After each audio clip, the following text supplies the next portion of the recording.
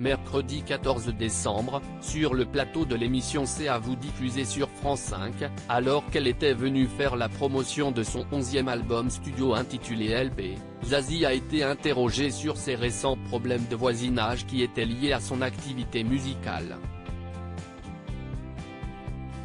Tout est vrai ? CST Paris ? Lui a demandé Anne-Elisabeth Lemoine, après avoir précisé que la chanteuse évoquait notamment ce sujet dans son titre Let It Shine, issu de son nouveau projet. Oui, alors si est-il vrai que j'aimerais pas être ma voisine. Je suis quelqu'un de crépusculaire. Cela m'arrive de mettre la musique assez fort. Je pense que cela peut fatiguer le voisin, a-t-elle expliqué. Une situation qui l'a donc contrainte à déménager.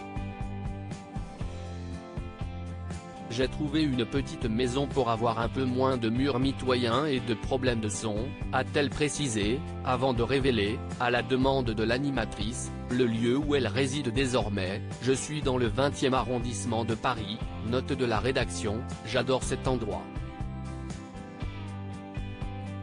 Des voisins peu fans des décibels, un quartier qu'elle connaît bien puisqu'elle a dû, il y a quelque temps, vendre l'ancienne usine à moutarde dans laquelle elle habitait à Belleville, ce logis étant un peu disproportionné. Et si est-il donc l'appartement qui a suivi qui a posé problème à ses voisins, qui d'après le journal Libération, étaient peu fans des décibels et qui l'auraient ainsi convaincu de mettre un terme à cette proximité mal insonorisée. Une anecdote qu'elle avait déjà racontée le 23 septembre dernier sur les ondes de RFM, en expliquant notamment qu'elle venait à peine de déménager, j'ai redéménagé il y a moins d'un mois. Je ne peux plus. Je suis dans le cartonland, j'hésite même à les défaire du coup. Elle avait notamment raconté, dans les détails, à quel point ses voisins étaient agacés par ses performances vocales. L'un d'entre eux n'était d'ailleurs pas parvenu à maîtriser sa colère. Je me suis fait défoncer ma porte. Pourquoi tant de haine, tu vis ça quand t'es étudiant.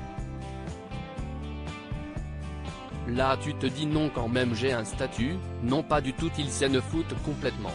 Même à 18h quoi, en train de vérifier une tonalité à la main droite au piano donc si est-il pas tonitruant non plus, avait-elle raconté. Une histoire qui appartient donc désormais au passé puisqu'elle semble désormais bien installée, à l'abri d'un quelconque problème de voisinage.